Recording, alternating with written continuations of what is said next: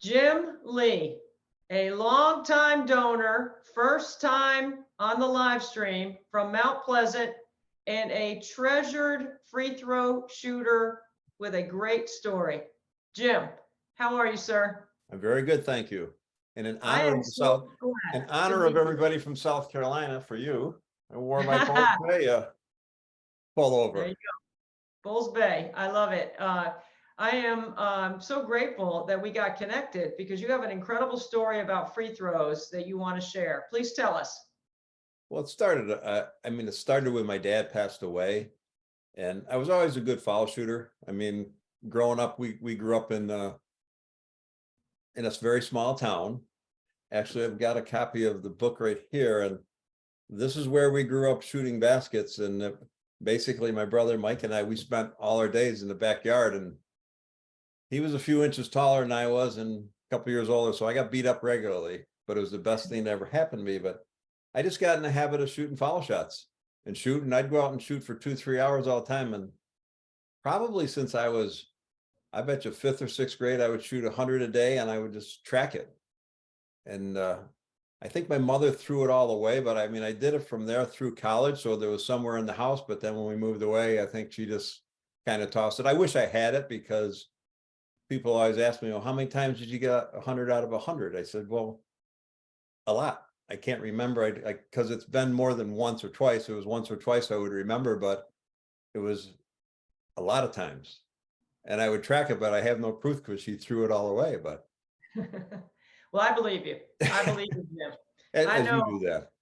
you were a really good player, you and your brother, at Syracuse. And Correct. at one point, you held the free throw record. Is that right?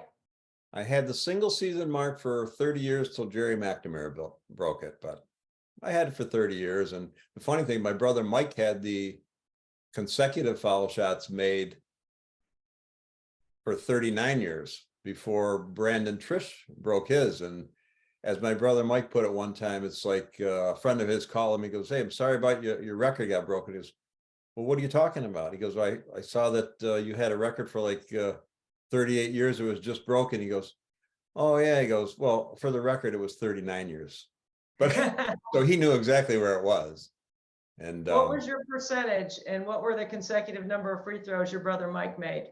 I think Mike was like at 30. Yeah, it was either 35 in a row, like under game situations, and he got the foul line a little more than I did, but and mine actually was 88-6 when my sophomore year at Syracuse.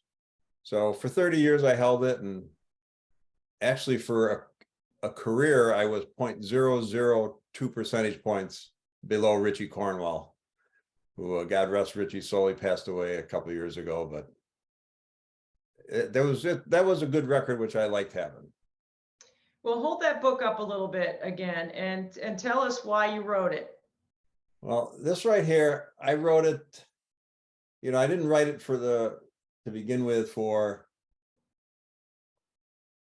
to make money or do any of that stuff. It was basically when my father passed away, and he was a double amputee from World War II. And that's like Mike and I, like my brother Mike was a 6'3" forward at Syracuse, and he played forward and started every game from sophomore year on.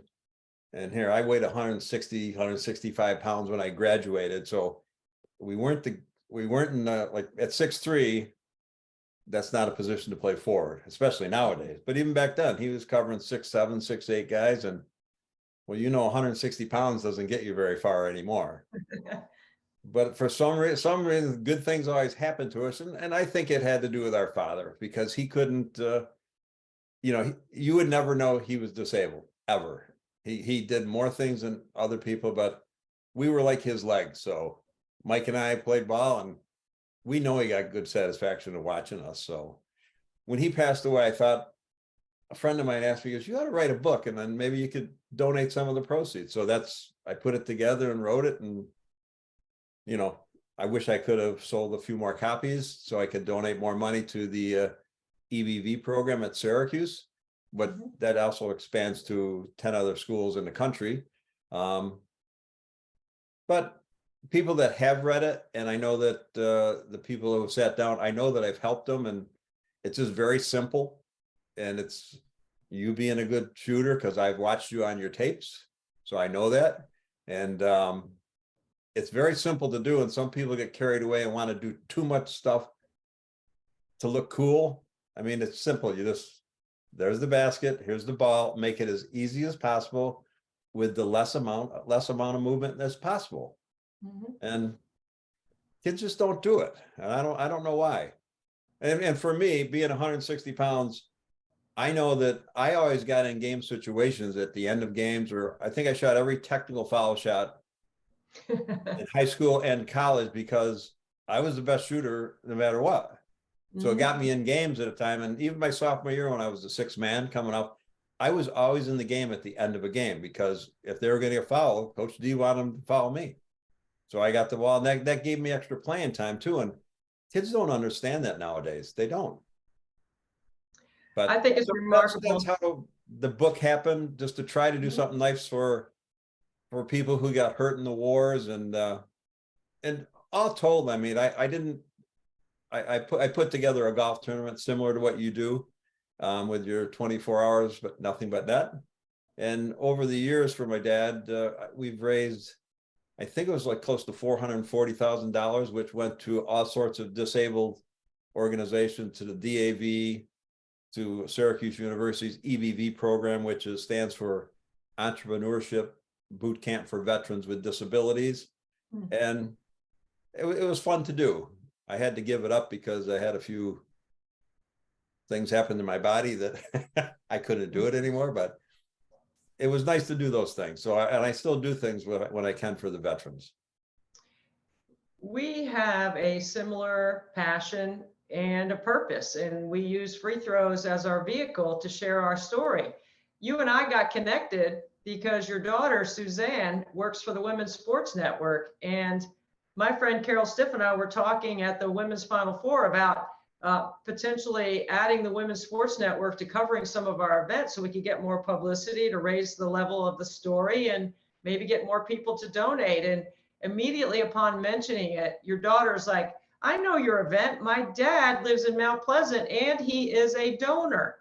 I thought that was just remarkable. How did you learn about our event, Jim? Actually, I learned about it from friends of yours, Joe and Kenwin Olin, who live right down in your area and belong to Bulls Bay. And they said they know you from there. And I said, well, I know who Debbie is because I watch a lot of college basketball. So I hear you on the air. I like how you do things too, Debbie, just so you know. And that's how I started out. But once I saw that you were doing for Special Olympics, like our cousin, Teresa she was a Down syndrome girl, but she was probably, when did the Special Olympics start? It would have started in the 60s when Eunice Kennedy Shriver created the first in Olympic the 60s. So Games in her backyard. Okay, so Teresa was born in 1958. So she went to like the first Special Olympics because Uncle Maury and Aunt Joe would always send us things with Teresa, like getting her ribbon and stuff like that. And like there was one time which it was close to where we are because they lived in St. Louis and we were in New York State, and so we couldn't see him, but at least it was close enough. But that's why I knew about that, so I had no problem sending something to you. Yeah, I'm so grateful. I mean, this is a pretty cool connection. And then when I found out that you had written a book and you've got all these records, and I'm, as you know, for me, I'm similar to you in college. I mean, I shot the technicals. I didn't get to the free throw line that much. I was playing outside. I didn't drive to the basket like these players do today. But I've had a lot of coaches ask me, can you teach my players how to shoot free throws? And I'm like, do they know how to shoot? Because if they don't know how to shoot, I can't help them shoot free throws. There's certainly the mechanics are the same on the line as they are from outside the 3-point line. But I'm working really hard on my fitness to be able to complete this task. And it's a challenge for sure, but it's definitely worth it because we have the same purpose and passion, right? You have an end goal, and I could never do what you do, only because I can't stay up for 24 hours straight. I just can't do it. I couldn't do it when I was young. Yeah, that's not the hardest part of it. The having the legs in shape to be able to handle the task is the part that I worry about the most. The reason why I can stay awake is Yeah. because every hour the amount of money continues to go up, and that Right. inspires me and motivates me every hour. Right. I said you have a purpose.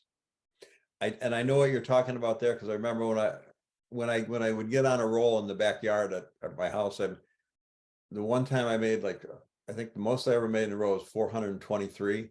But I do know my father was in the back, and my sister was rebounding for me.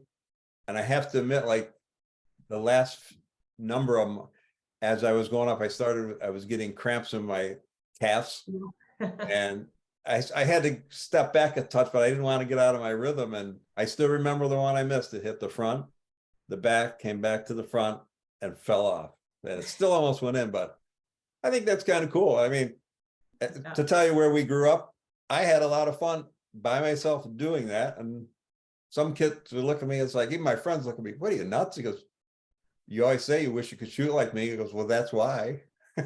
There you go. It's muscle memory and repetition Yeah. and the ability to self-correct. I say it all the time. And it's kind of like for us, you and I, it's kind of like riding a bike. If we had the right fitness, we'd be fine, right? But it's just the same technique. And I try to keep my focus on the front of the rim and keep my elbow under the ball, and, you know, make sure I follow through. And it is repetition, but I want to be drilled in and make sure. And it's not really about the free throws. It's really about the story, but the platform through the free throws helps make the story better. Right. And I think it's great that you're doing that. And, like, you're doing pretty good for 4 years. Yeah, thank you. You know what? Next year you'll be in the driveway. I know you can't be with us. I will come down at some point. I mean, I live in Syracuse, New York still, but I will come down. But we always come to Charleston area to see our friends. And we've been doing it for years. And yeah, it's just I ran into a little problem last week, but it happened in 1976, so I got 47 years out of it. I'm not complaining. Well, Jim, you're a real blessing to 24 Hours Nothing But Net, and I always love to connect with, especially the donors that share a similar purpose. And your story about free throw shooting is perfect for our event. So thank you so much for taking time. Well, pleasure to meet you, Debbie. You too, sir. Thank you. All right. Take care. Bye-bye.